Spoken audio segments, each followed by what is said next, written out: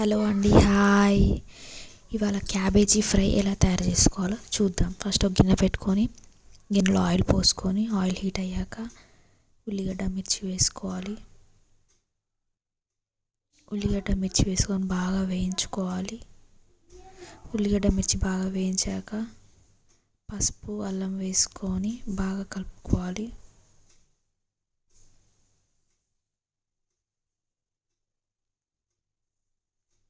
కలుపుకున్నాక బాగా వేగాక క్యాబేజీ వేసుకోవాలి. కోసి పెట్టుకొని పక్కన పెట్టుకున్న క్యాబేజీ వేసుకోవాలి.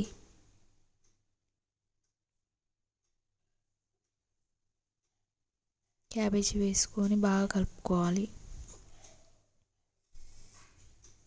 ఇలా అంతా క్యాబేజీ వేసుకొని మంచిగా కలుపుకోవాలి. క్యాబేజీ కొంచెం ఉడికాక అందులో తగినంత సాల్ట్,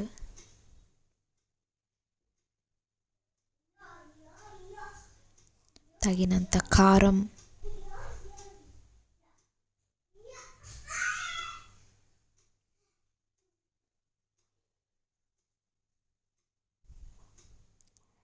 తగినంత మసాలా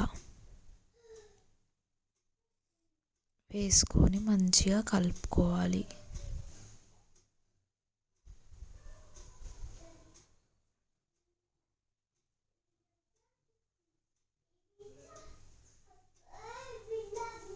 మంచిగా కలుపుకోవాలి.